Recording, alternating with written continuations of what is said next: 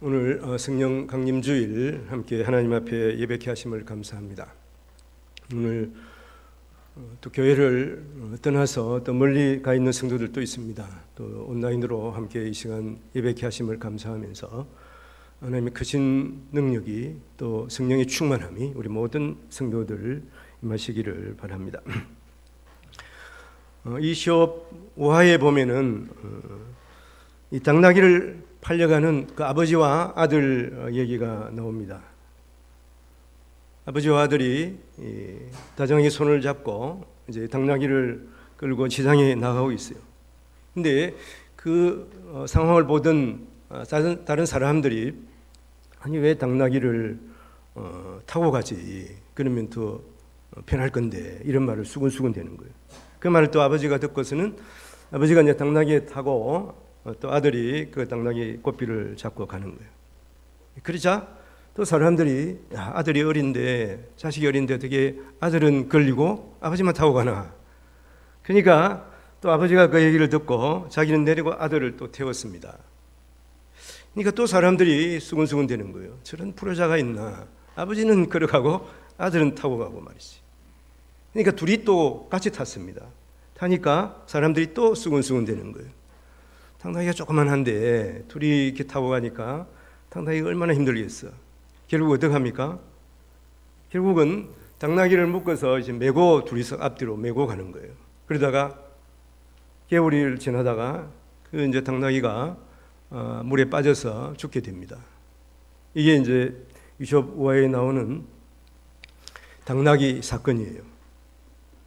우리가 다른 사람 말을 세게 듣고 또 교훈으로 삼아야 됩니다만은 그 자기 주관이 없이 너무 그런 다른 사람의 말에 휘둘리게 되면 안 된다 하는 거예요. 신경쇠약에 쓰이거나 또 어리석은 그러한 결정을 하기가 쉽다고 하는 것입니다.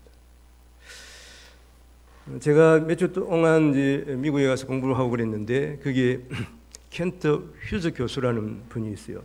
이분이 이제 한 일주일 동안 같이 생활을 했습니다만은 목회도 아주 성공하고 특히 이제 미국 그 웨스트민스터 교회 민스터 신학교의 또 석학으로서 강의 설교에 아주 하여튼 유명한 그런 목사님인데 하여튼 뭐 재밌는 얘기도 많이 해주셨어요. 그분이 말 가운데 이러한 얘기가 있습니다. 또 목회하면서 아마 자기가 경험한 내용인 것 같아요. 목사는 검소하게 옷을 입어야 하지만은 또 초라해서는 안 되고 또 성도들을 다정하게 대할 줄 알아야 되지만 너무 도가 지나치면 안 된다. 너무 또 가까이 지내서는 안 된다 하는 거예요. 유머가 넘쳐야 하지만은 가볍고 경박해서는 안 된다. 그리고 교인들을 신방해야 하지만은 교회 사무실을 비워서는 안 된다. 이런 좀 애매모호한 말을 하셨어요. 그러니까 성도들의 모든 그러한 사정을 또 잘 알 수도 없을 뿐더러 모든 성도들의 그 마음을 다 맞출 수는 없는 것이죠. 이럴 때는 혼란을 느끼기도 하고 저도 보면 그런 혼란을 느끼기도 하는 거예요. 어디에 장단을 맞춰야 되나 그런 생각을 하기도 합니다. 중요한 것은 무엇이겠습니까? 중요한 것은 그 결정을 내릴 때 있어서 하나님이 기뻐하시는 것이 무엇인가? 하나님이 어떤 것을 더 기뻐하실까? 그리고 가장 지혜로우신 분이 성령 하나님이니까 성령 하나님을 의지하고 또 성령 하나님을 사모하면서 기도하면 성령 하나님께서 지혜를 주셔서 우리가 결정을 내려야 한다 하는 것이죠. 중요한 것은 교회의 유익이 무엇일까? 이것을 생각하면서 사역하게 되면 물론 간혹 실수도 하지만 그 실수를 줄일 수가 있고 바른 판단을 내릴 수가 있다고 하는 것입니다. 우리가 고린도전서 생명의 삶 교재에 따라서 함께 묵상을 하고 있습니다. 특별히 이제 고린도전서는 12장에서 14장까지 이 성령의 은사에 대해서 말씀을 하고 있습니다. 여기에 대해서 사도 바울의 목회적인 답변을 기록하고 있는 것이죠. 특별히 오늘은 우리가 성령 강림주일입니다. 예수님께서 부활하시고 40일 동안 계시다가 승천하셨죠. 그러면서 성령을 기다리라 이렇게 말씀하셨습니다. 그래서 초대교회 성도들이 마가의 다락방에서 10일 동안 기도하고 있을 때에 성령 하나님이 임했습니다. 성령 강림이 시작된 거죠. 이래서 교회가 사실 시작됩니다. 그래서 사도행전을 성령행전이라 또 교회행전이라 이렇게 말하기도 합니다. 사도 바울은 이 예수 믿는 자들을 핍박하고 또 붙잡아 들이고 하는 이러한 일들을 했죠. 처음에 그때는 이름이 사울이었어요. 그래서 이 열심히 특심해가지고 외국에 나가서까지 예수 믿는 사람들을 잡아들였습니다. 그래서 다메섹 도상에서 그가 정오의 빛보다 환한 빛으로 다가오신 예수님을 만났죠. 그래서 너는 이제 이방의 빛이 되어라. 이방에게 복음을 전하는 복음의 사도가 되라는 예수님의 명령에 따라서 이제 그가 복음을 전하는 자가 되었습니다. 그래서 1차, 2차, 3차 선교 여행을 떠나는 걸 우리가 성경에서 볼 수가 있죠.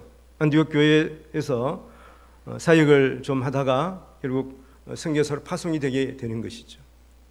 그가 2차 선교 여행에서 드로아에서 이제 아시아 지역만 자기가 선교하려고 생각을 했습니다. 그런데 마케도니아에서 자기를 부르는 것을 환상을 통해서 보게 되는 것이죠.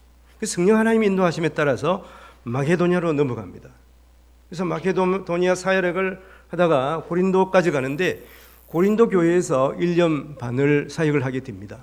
그리고 다시 돌아와서 3차 선교 여행에 이제 에베소 교회에서 3년 동안 가르치며 양육하는 일을 하게 됩니다.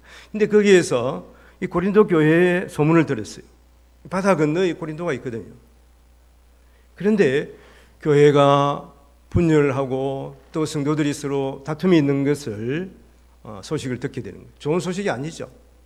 성도들이 특히 이방 제사 음식을 먹어야 되느냐 말아야 되느냐 그와 더불어서 음행하는 일들이 있었고 특별히 성령의 은사에 대한 이러한 다툼과 논쟁이 있었다고 하는 것입니다. 사도 바울이 이런 소식을 듣고서 쓴 것이 바로 고린도 전후서입니다. 사도 바울은 이런 분열에 대해서 이렇게 말하고 있습니다. 12장 7절에 보면 각 사람에게 성령을 나타내심은 유익하게 하려 하심이라. 성령의 나타내심. 어떤 은사를 받았는가? 그것도 중요하지만 그것보다 더 중요한 것은 바로 그 주체가 성령 하나님이시다 하는 거예요. 성령 하나님은 교회를 유익하게 하고 또 성도들에게 덕을 끼치기 위해서 우리에게 성령을 주셨다고 말하고 있는 것입니다. 그러면 교회는 다양한 사람들이 모입니다. 성격, 배경, 경험, 학력, 기질들이 다 다른 것이죠. 그리고 어떤 일에 대한 관점이나 또 생각이 다릅니다. 그래서 우리가 교회 생활하면서도 성도들이 상처를 입게 되는 것이죠. 어떻게 저런 생각을 할 수가 있지 하는 생각도 들고 또 그것 때문에 사실은 실망하기도 하는 것입니다.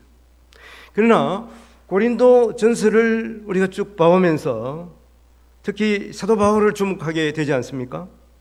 사도 바울은 금세기가 아니라 전 시대를 통틀어서 예수님 다음으로 가장 위대한 그런 사람이라고 볼 수가 있습니다. 그러나 그도 때로는 곤욕을 치르기도 하고 또 성도들부터 오해를 사기도 했습니다. 그래서 이런 상황들을 보면서 우리가 당하는 여러 가지 오해와 고난 그런 것은 사도 바울을 바라보면서 우리가 위로를 받을 수가 있는 것이죠. 사도 바울도 그런 위대한 사도임에도 불구하고 저런 오해를 받고 곤욕을 치렀구나. 내가 받는 그러한 오해와 곤욕은 아무것도 아니구나. 혹시 억울한 점이 성도들에게 있더라도 우리는 이러한 마음가짐을 가지고 우리가 결코 신앙생활을 하는 데 있어서 실망하거나 낙심하면 안 되는 것입니다. 또 바울은 이런 고백까지 합니다. 고린도전서 9장 22절에 보면 약한 자들에게 내가 약한 자와 같이 된 것은 약한 자들을 얻고자 함이요. 고린도전서 9장 22절입니다. 내가 여러 사람에게 여러 모습이 된 것은 아무쪼록 몇 사람이라도 구원하고자 함이라. 사도 바울은 모든 사람에게 모든 모양이 된다고 말합니다.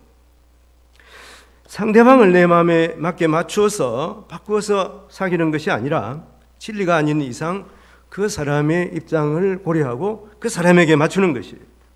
자기 고집과 방식을 계속 주장하게 된다면 그것은 미성숙한 사람이에요.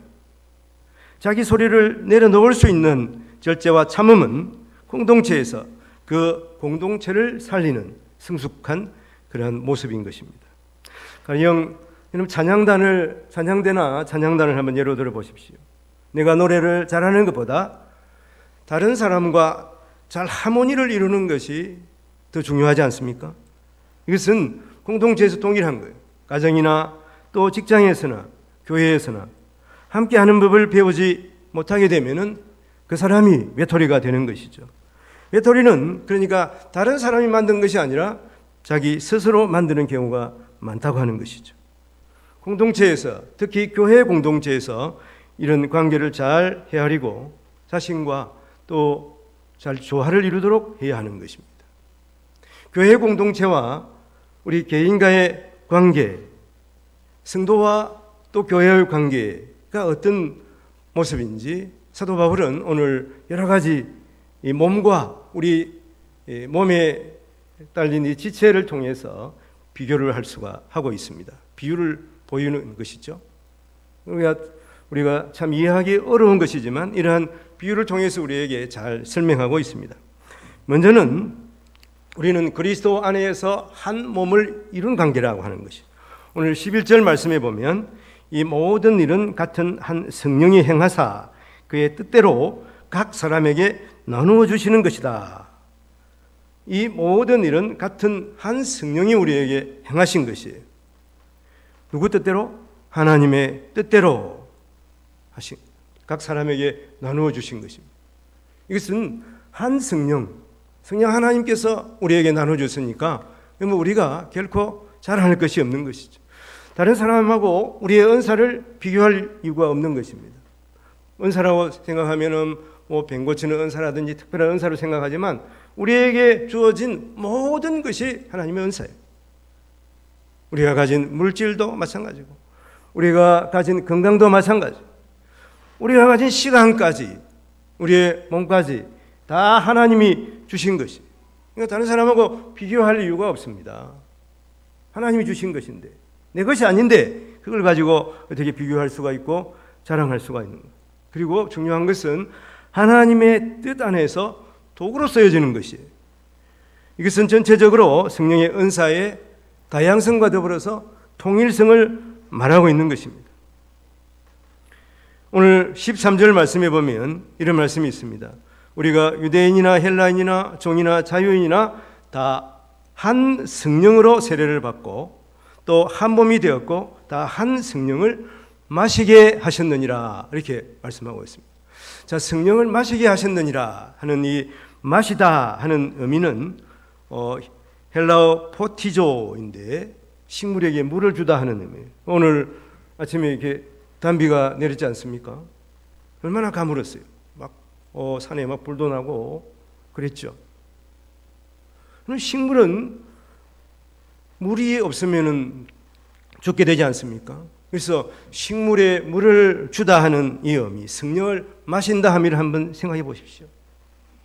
이것은 바로 성령 하나님께서 우리에게 생명을 주시는 것을 말하는 거예요. 영적 생명을 얻는 것에 이러한 표현인 것입니다.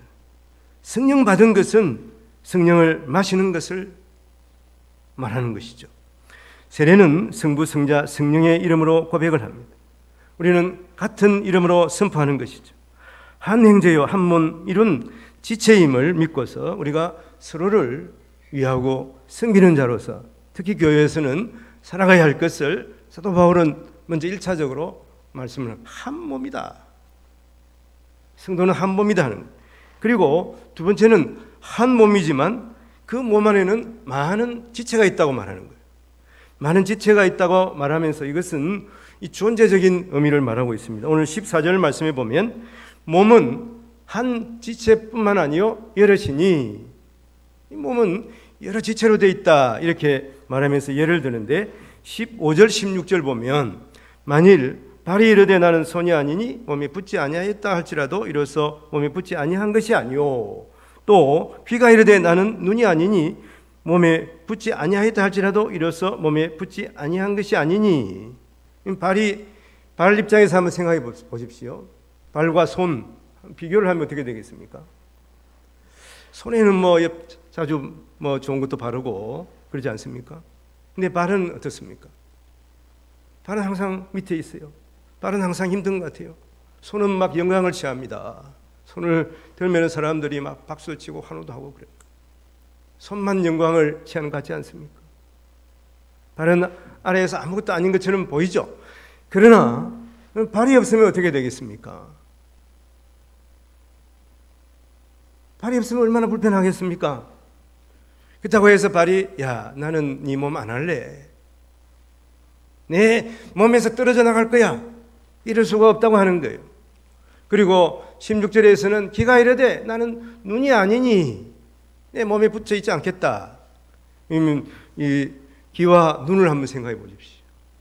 사람들이 그 사람 보면서 눈이 이쁘네 그런 말은 하지만 너 귀가 이뻐 그런 말 들어본 적이 있습니까? 저는 들어봤어요. 귀가 보시다시피 당나귀 귀라서 당나귀 귀네. 옛날에 박정희 대통령이 당나귀 귀라 그럽니다. 그러나 통상 보면 눈은 이쁘다, 눈은 영광을 취하는 거예요. 눈은 화장을 하고 그러지 않습니까? 그러면 누가 귀 화장을 합니까? 귀걸이는 붙이는 거 봤습니다만 영광은 눈이 취하는 거예요. 그렇지만 귀가 나는 네 몸에서 필요 없어 안 할 거야 그럴 수는 없다고 하는 거예요. 이와 마찬가지로 우리가 어떤 특정한 은사가 없다고, 겉으로 드러난 어떤 특출난 은사가 없다고 쓸모없다, 또 스스로 실망하거나 그래서는 안 된다 하는 거예요. 겉으로 보이지 않지만 다른 사람이 주목하지 않아도 특히 교회 공동체에서 하나님께서 다 은사를 주셨어요. 다른 사람이 알지 못하더라도 성도들은 다 은사를 받은 것입니다. 우리 이것을 먼저 믿어야 하는 것이죠. 그래서 나에게 주신 은사가 무엇인가 그것을 생각하면서 먼저 감사해야 하는 것이죠. 그리고 세 번째는 쓸데없는 지체가 한 사람도 없다. 한 몸에 여러 지체가 있다 할 때는 존재론적 의미이지만 여기서 쓸데없는 지체가 한 사람도 없다 하는 것은 기능적인 의미를 가지고 있습니다. 오늘 17절 만일 온몸이 눈이면 듣는 곳은 어디며 온몸이 듣는 곳이며 냄새 맡는 곳은 어디냐, 기능적인 의미를 이야기하는 것이죠. 눈이 주목을 받고 이쁘게 보인다고 그럼 귀가 필요 없다 이럴 수는 없지 않습니까? 그래서 귀가 나도 좀 주목을 받을래 그러면서 나도 앞에 정면에 보이게끔 눈 위치에 그럼 귀가 있다고 한번 생각해 보십시오. 어떻게 되겠습니까? 코가 있어 냄새를 맡아야 하는데 그곳에 코는 뒤에 가운데 있네 그러면서 눈도 나도 가운데 있으면 좋겠어. 그래야 눈이 가운데에 딱 있다고 생각해 보십시오. 기행이죠, 기행. 그런 기행이 없는 것이죠. 그래서 18절 말씀해 보면 그러나 이제 하나님이 그 원하시는 대로 지체를 각각 몸에 두셨으니 하나님께서 우리의 상황 환경을 따라서 우리에게 그 위치에 있게 하신 거예요. 우리의 몸의 지체가 딱 그 위치에 있어야 되는 것과 마찬가지로 하나님께서 우리 성도들도 그 위치에서 그 일을 하도록 하나님께서 하신 것이다 하는 거예요. 그래서 자기 위치를 벗어나면 안 되는 것입니다. 이게 질서예요. 교회에 질서가 있어야 하는 것이죠. 그래야 교회를 유익되게 하는 것입니다. 하나님이 원하시는 대로 각 지체를 정하시고 그 기능을 주신 것입니다. 의미 없는 지체는 없습니다. 불필요한 지체도 없어요. 다 소중한 것이죠. 그래서 우리 교회 성도 한 사람 한 사람들이 다 소중한 존재예요. 그래서 19절 20절에 보면 만일 다 한 지체뿐이면 몸은 어디냐? 이제 지체는 많으나 몸은 하나라. 지체는 말하지만 그 지체들이 어울려서 몸을 구성한다 하는 것. 이게 여러분 다양성이에요. 다양성 가운데 통일성입니다. 그래서 21절에 눈이 손들어 내가 너를 쓸 데가 없다 하거나 또한 머리가 발들어 내가 너를 쓸 데가 없다 하지 못하리라. 정말 우리 몸 가운데 여러분 쓸데없는 것이 없습니다. 한번 생각해 보십시오. 우리 몸에 쓸데없는 것이 있습니까? 다 필요한 존재들이에요. 교회 성도들도 마찬가지예요. 이 사도 바울이 이렇게 이런 이 비유로 몸을 가지고 우리 성도들을 이렇게 설명한 것은 정말 탁월한 비유이지 않습니까? 이거보다 더 알맞게 비유할 수 있는 그러한 예가 있겠습니까? 하나님께서 이렇게 사도 바울에게 지혜를 주셨어요. 이런 지혜는 예수님께서 먼저 많은 예를 통해서 말씀하신 그러한 예죠. 예수님도 이 예를 통해서 너무나 성도들이 잘 이해할 수 있도록 하셨잖아요. 씨 뿌리는 비유를 통해서도 그렇고 탕자 비유를 통해서도 하나님의 사랑이 어떤가를 우리에게 가르쳐 주셨어요. 여러분 이러한 지혜는 성경에서 배워야 해요. 저번 주에 제가 손흥민 얘기를 잠깐 했습니다만은 손흥민 아버지 손정훈인가요? 맡은 이분이 어떻게 크리스찬이 아니면 저런 생각을 할 수가 있을까? 그런 생각을 제가 했습니다. 그래서 찾아보니까 서울의 영광교회에 어려서부터 다니신 분이더라고요. 참 지혜는 성경에서 나오는 거예요. 참 지혜는 성령 하나님 우리에게 주시는 것입니다. 파랑새를 찾으려고 돌아다녀도 그건 파랑새가 어디 있어요? 저번 주도 이야기를 했습니다마는 귀한 보석을 찾기 위해서 세계로 돌아다녀 봤습니다마는 사실은 그 골동품 수집가 자기 집에 그 골동품이 와 있는 거예요. 여러분 지혜를 찾아서 세상으로 나가지 마십시오. 이 지혜는 참 지혜는 성경이에요. 하나님의 말씀을 묵상해 보십시오. 하나님께서 우리에게 지혜를 주시고 특별히 성령 하나님께서 우리에게 참 지혜를 주십니다. 오늘 이 자리에 우리 젊은이들이 와 있고 특히 어린 생명들도 와 있습니다만은 부모들 입장에서 자녀들에게 먼저 하나님의 말씀을 묵상하는 법을 가르치십시오. 놀라운 지혜를 가지고 하나님 앞에 영광을 돌리는 그러한 자녀가 될 것이라고 확신을 합니다. 결론적으로 말씀을 드리면 바울은 고린도 교회에 무엇을 교훈하고 있습니까? 다양한 은사를 받은 고린도 교회에서 각각 받은 은사가 스스로 훌륭하고 스스로 특출하다고 해도 다른 성도와 비교하면서 그것을 자랑할 것이 아니라고 교훈하고 있는 것입니다. 자신이 받은 은사는 교회의 다른 은사 받은 지체와 함께 상호 연계 속에서 더욱 아름답고 또 온전하게 발휘됨을 알고 연합하여 또 협력하는 그러한 성도들이 될 것을 사도 바울은 권면하고 있습니다. 이것은 우리가 처하고 있는 가정이나 교회 공동체, 사회에서 동일하게 발휘되어야 하는 것입니다. 교회에서 은사와 또 사회에서 발휘해야 할 모든 재능을 통해서 하나님 영광 돌리는 우리 성도님들이 되시기를 바랍니다. 우리는 주 안에서 한 형제 자매입니다. 거대한 세상에 소용돌이를 뚫고 항해하는 것이죠. 한 배를 탔습니다. 그러나 사탄은 이 마지막 때에 우리를 향해서 덤벼드는 거예요. 우는 사자같이 산길자를 찾고 있습니다.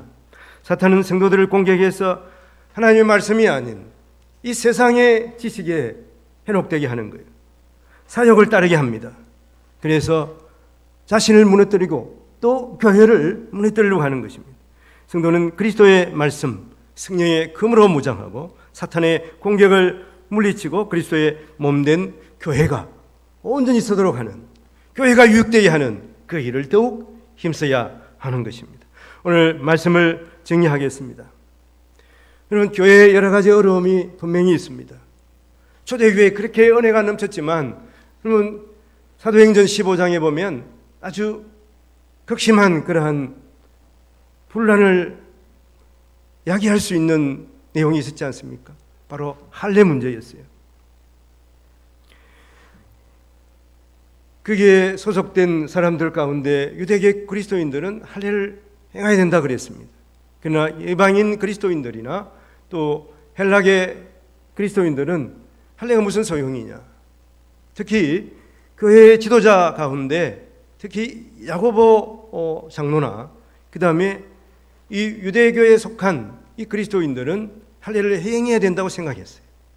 그러나 사도 바울이나 바나바는 이 할례가 우리가 구원받는데 문제가 없다고, 할례 행하든지 안 하든지 이건 상관이 없다고 분명하게 주장을 했습니다.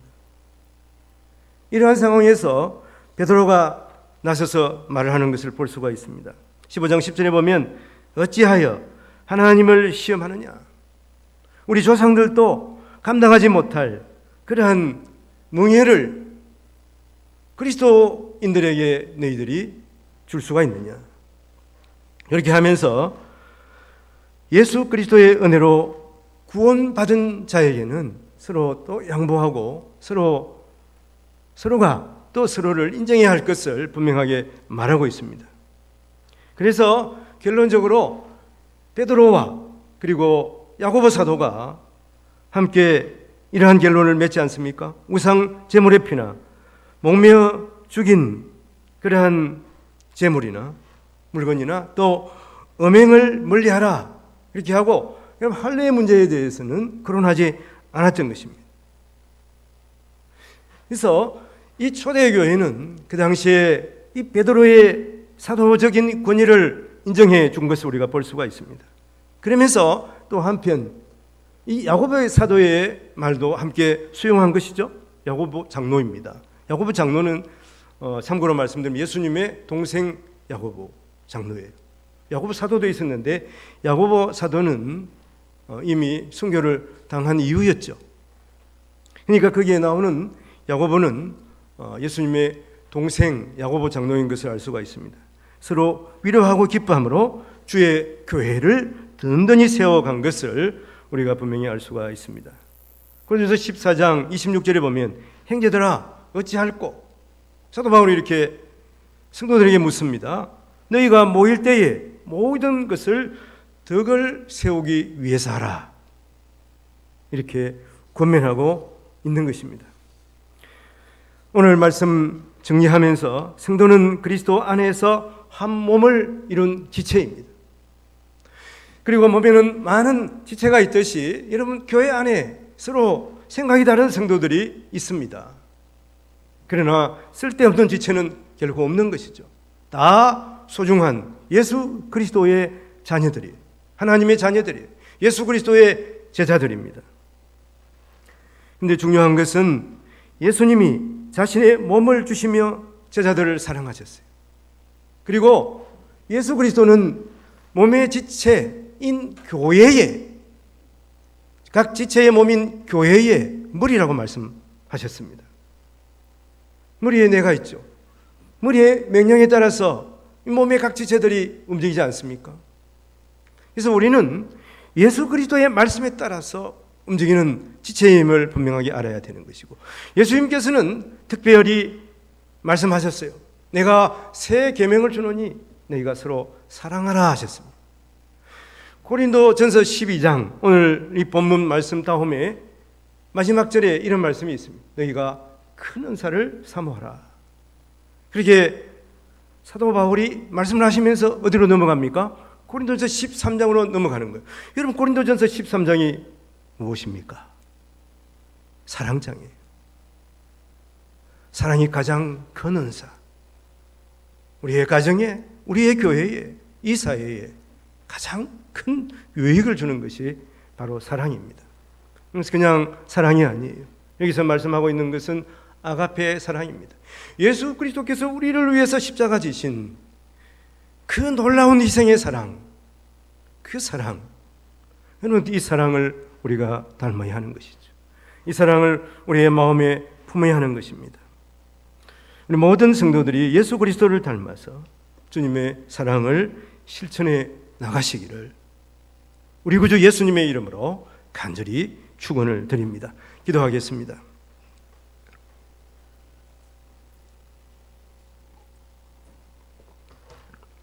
하나님 아버지, 한 성령으로 세례받고 하나님의 자녀 삼아 주신 것을 감사합니다. 또한 우리에게 성령의 은사를 다 주셨습니다. 각자 모두에게 예수 그리스도를 주라 고백하는 모든 자에게 은사를 주셨음을 믿습니다. 각자의 은사를 생각해 보면서 사모하되 개발하게 하시고 특별히 교회 공동체, 가정 공동체, 직장과 학교 공동체에서 유익이 되는 것이 무엇인가, 덕이 되는 것이 무엇인가 생각하면서 예수님께서 말씀하시고 사도 바울이 이야기하신 대로 사랑의 은사를 가슴에 품고 우리에게 주신 은사를 부릴 듯하게 하여 주시옵소서. 그래 우리 동업교회가 더욱 사랑의 공동체가 되게 하시고 우리 동업교회 모든 가정에 사랑이 넘쳐나게 하시고 화목하게 하셔서 예수 그리스도의 향기를 이 세상에 바라게 하여 주시옵소서. 감사하고 우리를 죄에서 구원하여 주신 우리 구주 예수님 이름으로 기도하옵나이다. 아멘.